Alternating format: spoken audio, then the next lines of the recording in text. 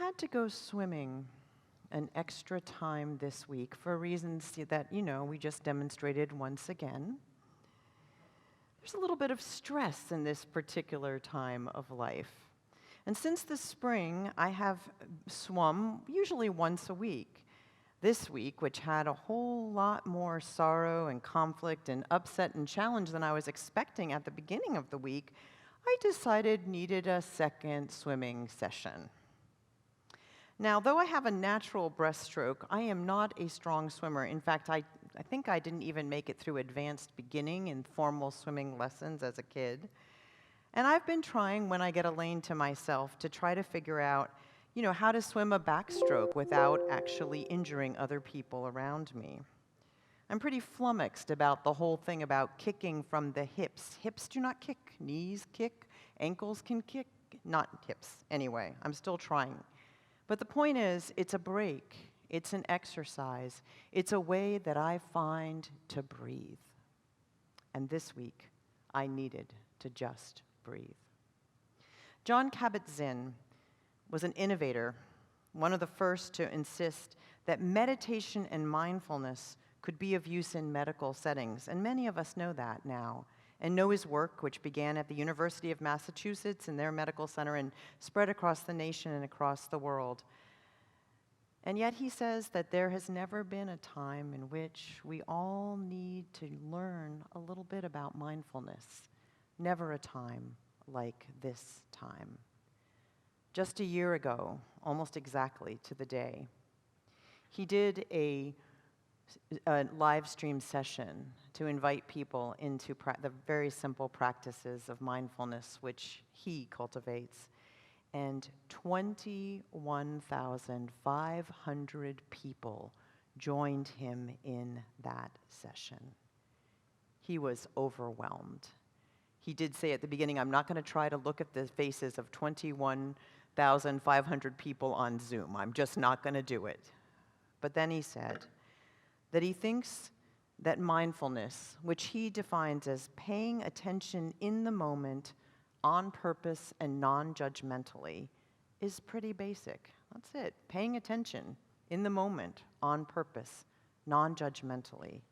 And he said that it's important because checking in with ourselves right now, not in the past that we're stuck on or the future that we're anticipating with worry, but just ensuring ourselves to understand where we are right in this moment has never been more important.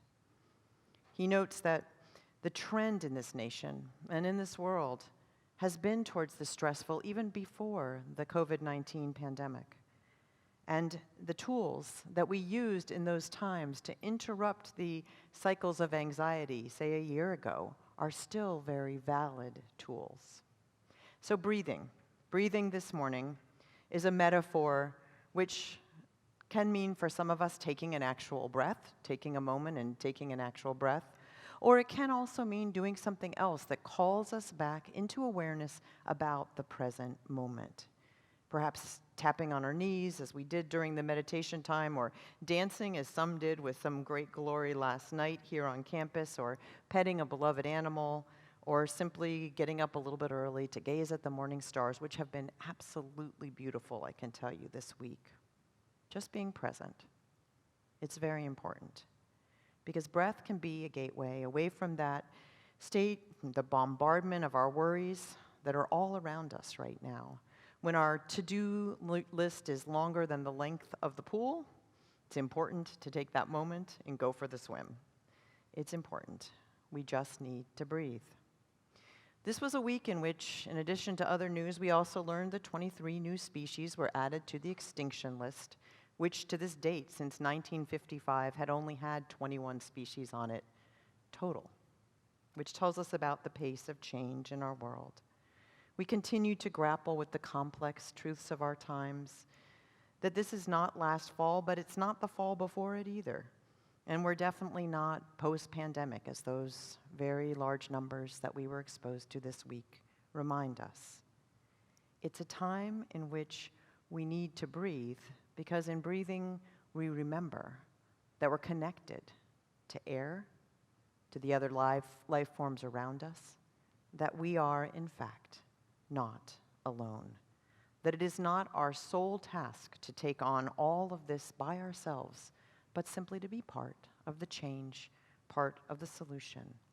We are all feeling stress, and we are acting out, many of us, from that anger and fear, like that Brahmin with his ox, great joy. When we get stressed or when we feel pressure, sometimes the best of ourselves does not come forward. On Wednesday, I witnessed 3 different interactions of people being unkind to one another. One was a woman walking into a store and just beginning to berate the person behind the counter for the masking requirement, which is a county requirement, not something that employee could actually do anything about. I saw someone turn accidentally, probably out of their stress, into an incoming lane of traffic, and people rolled down their windows and honked and cursed like I've never seen before. We are all feeling great stress, so it's important for us to find that time to take the collective breath here on Sunday mornings or throughout our week so that we can actually figure out how to connect to who we want to be, how we want to act. Because it's a reminder that no matter what happens in the world, we are not only not solely responsible for all of that, but we do have choices about what we do and what we do act on. And as Kabat-Zinn's very simple approach to mindfulness and meditation illustrates, a lot of that has to do with what we did in our meditation today. Taking a moment, not just to take a break, but to check in with what we are actually feeling and treating it non-judgmentally. If we're feeling anger, we're feeling anger. But if we try to push away, as so many religions have told us in the past, to not feel those feelings of anger or envy or shame or frustration, then we unfortunately allow them to come out later in ways we don't want them to. This metaphorical time of breathing is about stopping to notice what is going on within us, taking that momentary inventory without judgment, so that it's less likely to come and swamp us some other time when we don't want it to. We need to do things that help us remember that we are not just a list of endless thoughts that are churning around in our little brains, but that we are actually also physical people that can get a great deal of pleasure just from our physical existence. Whether it's savoring a bite of food, and I know there's a lot of good cooks in here today, I'm looking around, or whether it's actually allowing the ecstasy of dance or motion. All of these things are very important to allowing ourselves to live fully in this time and not just through those lenses of worry or concern. It may be very important for us to be able to also understand where we are so that we can be better able to be present to where others are as well. Sharon Salzberg reminds us that we cannot truly be empathetic to another person's emotions and feelings if we aren't present to our own, and that is a basic foundation upon which we need to start. We are better able to take in the world as it is if we can take little bites of presence in between, and we can take a big gulp of literal or physical or figurative air and let out that breath that we're holding again. It's very important to do. Maybe we want to deny that the world has changed and don't want to deal with the changes that are real. Maybe we don't want to hear that we might need to sacrifice a little bit of what we want to allow others to be present to what they need. Maybe we are holding great sorrow, whatever it is that we are feeling. Maybe we are feeling great joy, and we are feeling some survivor's guilt around that, because I've also talked to folks that are experiencing that. Whatever it is, maybe we go back to the words of Carol Sue Kane's friend, the singer and writer Carrie Newcomer, who said, "When I most want to rush, perhaps it's time to slow down. What might happen if I stop trying to get to the epilogue before I read the middle chapters? Maybe I would breathe into right where I am and love what I find there. know that wherever I am is right where I need to be. In this world, today, this moment, not the world of last year, when we bring into our individual consciousness that which is present for us, we can also begin to embrace our part in a bigger, larger collective consciousness.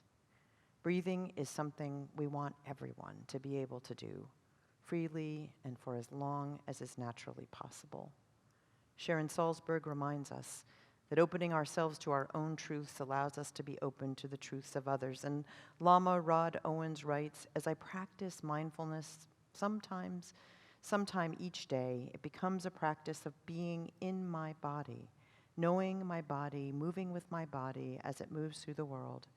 It is breathing with it, hurting with it, rejoicing with it.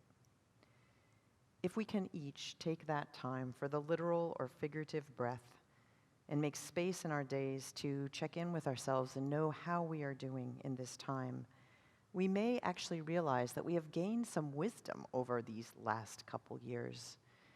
And we don't need to be like those people who adopted pets in the pandemic and are now returning them to the shelter because they no longer fit in their lifestyle.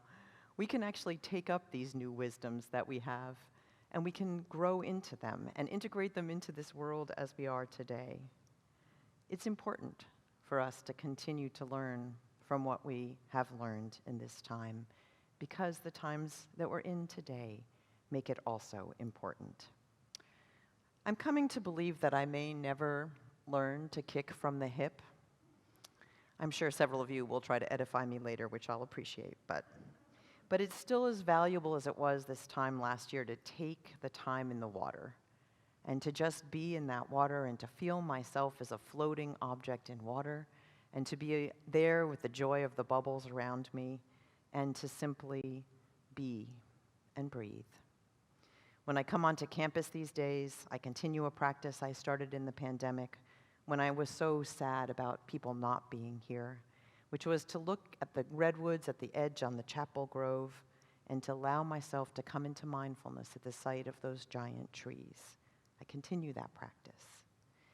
When we most want to rush, perhaps we have to pause and just breathe.